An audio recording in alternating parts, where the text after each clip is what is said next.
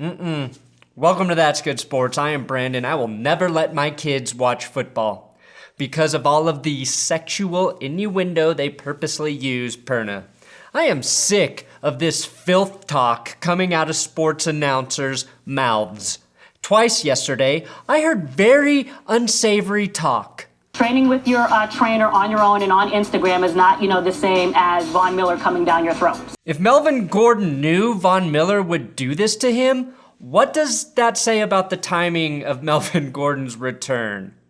When Von does, Von Miller coming down your throat. I know exactly how Troy Aikman will describe it. It's a great job of finding the hole and not much resistance. But throw in this nipple pinch, which should make Thursday Night Football stand for Thursday Night Filthy Titties, and I think the NFL needs to age verify its viewers. Today, though, I want to talk about the Packers-Eagles game a bit because it was fucking awesome. Obligatory A-B conflicts, now featuring Eric Weddle, the Super Bowl halftime show, Tony Romo ditching his job, and some shocking news about one Thomas Brady.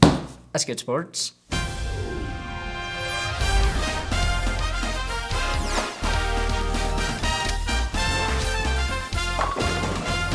Please, if you're in the subscribing mood, subscribe. Oh yeah, go ahead, subscribe to a channel where the guy can't even talk right. But do it. Also, the That's Good Sports podcast is, there's a link in the description. You can subscribe to that. We do daily podcasts now, which are ear versions of this show and an hour-long podcast every Thursday with Will Keys. So make sure you subscribe to that. Adam Schefter reported that Tony Romo shot an opening round score of 70 at the Safeway Open, that's golf, which was better than Phil Mickelson, and if Romo makes the cut for the tournament, he's not showing up for Sunday's Vikings-Bears game. Which, it's nice to see Tony Romo has the same commitment to his current job as he did to winning in the postseason. For us to be able to just put those behind. Yes, they do, Eagles fans. This really isn't news, but Fox News published an article that read, Tom Brady's popularity is tied to a rise in white rage and white supremacy, professor says. No duh. And I know the professor who said it. Fuck 12, oh well. And based on the receivers Tom Brady favors, maybe the prof is onto something. Trust me, Brady is also responsible for climate change and unemployment. And just wait till that bombshell is dropped. Now, the Eagles desperately needed a win Thursday night, and they got one on a game-ending goal line interception, much like the one we witnessed in Super Bowl 49. One of the most famous gaffes in NFL history, and Matt LaFleur was like, let's try and run that shit to win this one, boys. And yes, this was one of the best Thursday night games in recent memory. This game started with the scary moment, though, when Derek Barnett hit Jamaal Williams with a helmet-to-helmet-ish hit. Williams was instantly hurt and taken off the field on a stretcher. The game ended right after Eagles corner Avonte Maddox was also taken off the field on a stretcher. Two guys leaving like that is never good, but I can report both players have movement in all of their extremities and are doing well. Eagles safety Andrew Sendejo laid the hit on Maddox, his own teammate, that caused the injury. The sad part is, if you Google Sendejo hit, this is what you get.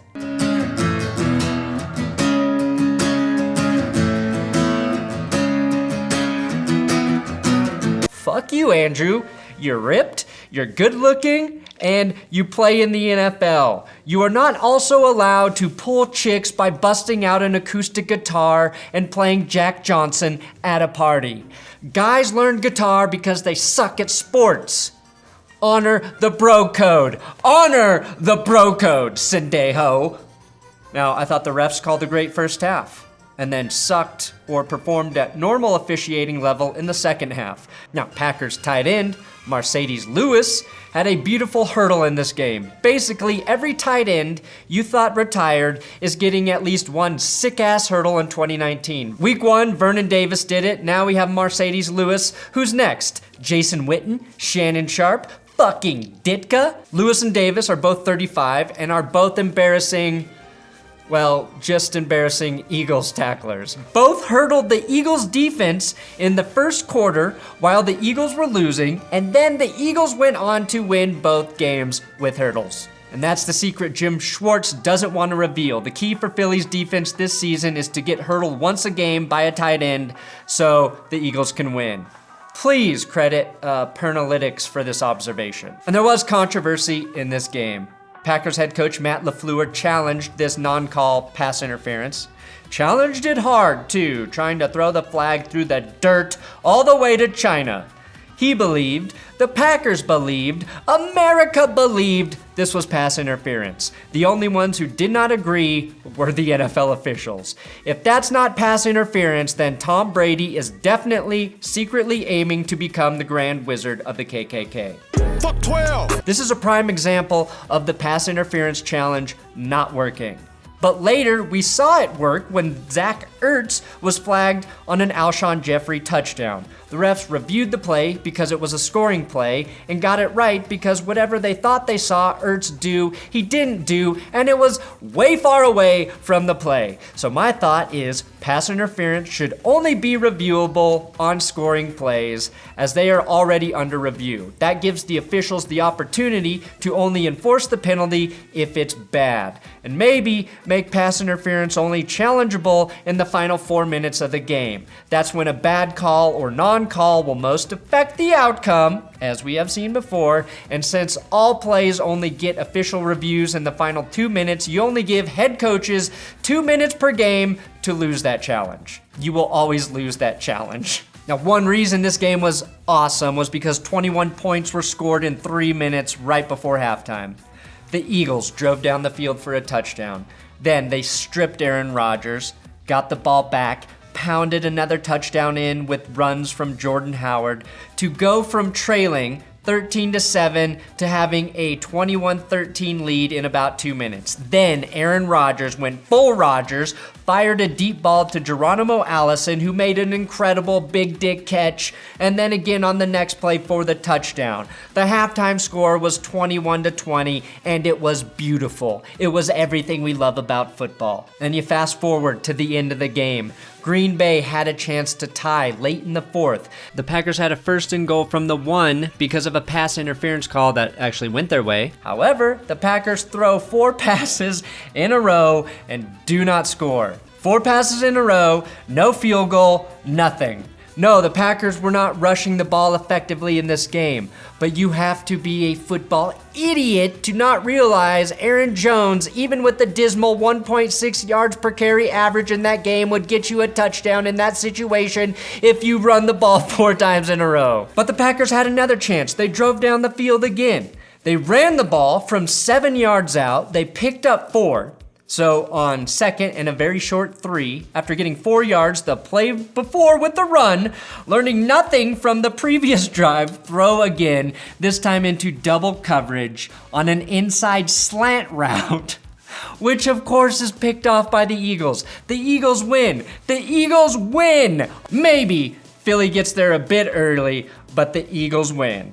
And sure, this was a Packers-Eagles game, but never, ever forget. Beneficial for us to be able to just put those behind. It's hard to focus with my fans right now. Whatever would you be laughing about right now? I don't know if they can hear that at home. But. Well, if you can't hear the Eagles fans, which is about 15 rows worth of fans, Maybe more. and saying Dallas sucks. Yes, and thank you for explaining that to us, Steve Smith. It was also announced that Jennifer Lopez and Shakira are set to play the Super Bowl halftime show in Miami.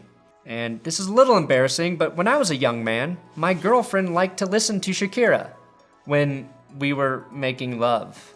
And I would actually like to think about J-Lo during the lovemaking because my girlfriend was not attractive. So this halftime performance is going to be very, very nostalgic for me. And by now, I think we should expect to see Antonio Brown have at least 1 Twitter meltdown per week. Actually, I think it's 2. AB tweeted, "The game need me. I'm like test answers." which, assuming the game isn't testing for reading comprehension and writing, AB might have some answers. Golden Tate, who will return next week after his 4-game suspension, responded to that tweet, quote tweeting, "What? Question mark, question mark, question mark?" To which Eric Weddle responded, "Def not." To which Fantasy Fred said, "Weddle, I fuck with you, bro, but you can't guard AB over the top man." To which Weddle responded, "Don't need to, isn't on a team." To which 3-year Letterman responded, "Eric, as a youth football coaching legend, I recommend you get off Twitter and get in the weight room. I make players practice without water if they are on social media." Which is really funny. 3-year Letterman got a follow for that. Because I think he touched on something that is very stupid on Twitter. One of my favorite things for non-athletes to say is, "Get off social media and get in the weight room. Focus on the game, your team needs you." Or some variation of that. I think there are people out there who believe when a football player is not on the field, he has 3 options: lift weights, slam creatine, or sleep. Like, player X isn't going to play well on Sunday because he's tweeting at 7:30 p.m. on a Tuesday instead of doing more squats. It's dumb shit, and I appreciate that legendary high school coach for pointing it out. Now, AB's response to Eric Weddle was a bit ironic, saying, "You need some attention, lil man? Glad I put that stuff arm in your neck in Pittsburgh. You deserved it, lil Weedle." Interesting, Eric Weddle needs attention? Weddle? What the fuck are you talking about, AB? Also, AB thinks stiff arms are called stuff arms, and Lil Weedle, well, that sounds like a shitty rapper who only drops Antonio Brown diss tracks. And this somehow prompted Antonio Brown to say his name isn't AB, and that AB is a brand, and that Weddle should not say AB. Just some baffling and stupid petty shit that I don't understand. I'm not surprised. I don't know what Brown is arguing for here, but maybe he has a point. Maybe I should start tweeting things that are impossible to decipher to build my brand. Maybe I could tweet something like, "Sports media need me. I'm the lone condom in an STD-infested brothel. I do the scoring, not Rich Eisen, not Stephen A., not Jim Rome. Me, that's good sports, the brand. Bow down or buy the yogurt, bam." If this video gets 10,000 likes, I will tweet that shit. Thanks for watching another episode of That's Good Sports. Please subscribe here on YouTube. It's the brand. Subscribe here. It's the brand. Do it. I'm on Twitter, Instagram, at Brandon Perna. Also the brand. Follow me there. It's the brand. Don't say my name. Brendan. It's Brandon. It's That's Good Sports. It's the fucking yogurt. Eat it.